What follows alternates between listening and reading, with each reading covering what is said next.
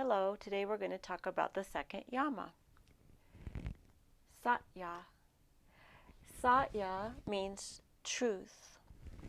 The word sat, S-A-T, means truth, and ya means to be or to embody truth. And just like in ahimsa, you want to embody truth in your thoughts, in your speech, and in your actions, to both yourself and others in your thoughts, yourself and others in speech, and you want to be truthful in your actions with yourself and others. The rest of the board you don't have to worry about seeing. It's basically my thought process written out so I can remember what to say to you. So we'll start with thoughts. And thoughts and speech kind of go back and forth here. A lot of people are in denial, and so they're untrue with their self. In fact, it's one of the steps of Al-Anon, or not Al-Anon, but AA, of admitting that you're an alcoholic or admitting that you're a drug addict, where some people are in complete denial. They drink all day, but they're not a drug addict. Or they're not an alcoholic, right? So they're untrue with their thoughts. Another way I see this come out is what people think about themselves. They'll say things like, I'm fat, I can't do it, I'm stupid. Well, is that true? Or is that a way to get out of something? I can't do it, I'm stupid.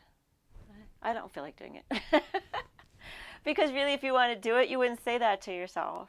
You would just do it and figure it out, right? So that kind of implies back to ahimsa, what we learned last week. You have to be nice to yourself, non-harming in your thought process. And then our thoughts or speech about others. We often talk bad about others or think bad thoughts. You might say something like, she is such a, like, bad word, right? She's such a, but is she really? Or are you just mad?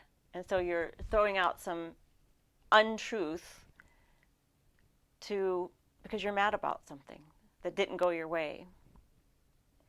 So we have to look at these and see how they're coming out of our mouth, and how it comes out of through our brain. Through our brain.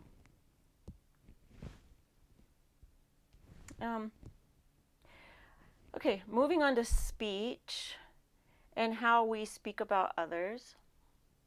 Well, not moving on, continuing on with speech and others. If it hurts, do you still tell the truth? If something hurts someone, do you still tell the truth? So I remember when I was in college, my roommate asked me, does she look fat in these pants? Do I look fat in these pants? And she did. And she actually had other pants that were more flattering for her. And I said, yes, you look fat in those pants. That was a big mistake. So I really hurt her feelings.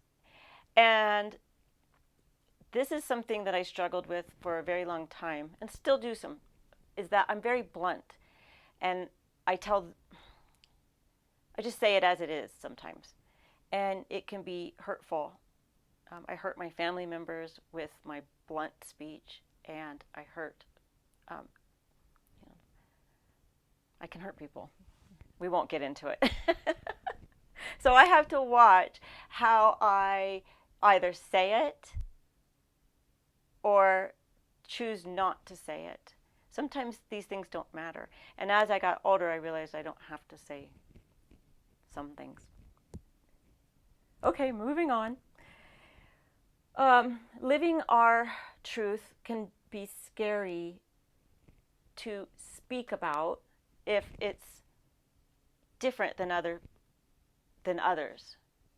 So if my truth is different than your truth, I might not want to tell you. Maybe I'm gay and I don't want to tell you I'm gay because maybe you won't like me anymore. Or maybe I don't want to tell my parents um, that I don't want to go to college for a law degree. Mom, Dad, I'm sorry to tell you, I don't want to practice law. When they've been conditioning you to practice law your whole life. And that could be really scary to say to them the truth, that you want to practice and study dance because they're going to hit the fan. So it can be very scary to speak the truth to others. What did I write here? Oh, okay, moving on. Do what you say you're going to do. So if you give your word to someone and you offer them the truth about what you're going to do it. Don't sketch out of it. I mean, really, if you're sick or if you got in an accident, and sometimes things happen. But there's a lot of going around of saying, yes, I will do it, and then you don't do it. So if you give your word, do it. We'll get into that a little bit more here. And lastly, way down here at the bottom, I wrote, we often tell untrue stories to others, right? And why do we do that? We have a fear that they won't like us unless. We exaggerate what we've done in our life or who our friends are. I don't even know. I can't even come up with anything really. But we do it to impress others. And that can be a very, very, very draining to keep up with that untruth. And then let's look at action. So action, telling the truth to yourself by committing to what you're saying you're going to do. So I'm going back to what I spoke about earlier. Okay, so one of the reasons we do that is we overcommit. So we overcommit to our schedules because we're afraid to say the truth. No, I'm busy. No, I can't do that. It's just recently in my life that I'm able to do this. And one of the reasons I'm able to do it is I've lost family members. They're gone, they're dead, and I am not going to get them back. And somehow in that process, I realized I have a very short life to live and that I'm not going to do things that are not joyful. With that being said, I mean, I scrub the toilet. I have to take out the trash. I sometimes have to hang out with Uncle so-and-so, who I'm not so crazy about.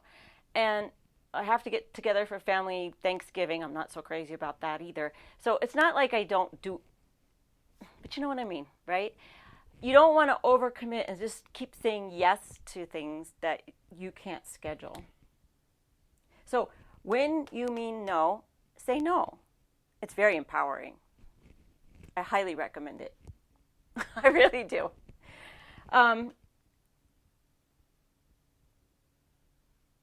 I just wrote, give yourself some space before you commit, before you say yes or no. So how does this apply to a yoga mat? Well, maybe you walk into the yoga room at SUU and you walk into the intermediate class, but you just began taking yoga, and you look around and you see other people doing an advanced posture, and you think you should do that advanced posture as well, when really, if you're being truthful to your physical body, you know you shouldn't be doing it. Maybe you had an injury. Maybe you just don't have the balance today to perform a one-legged balancing posture. Some days balance is good, some days it's not. And you have to be truthful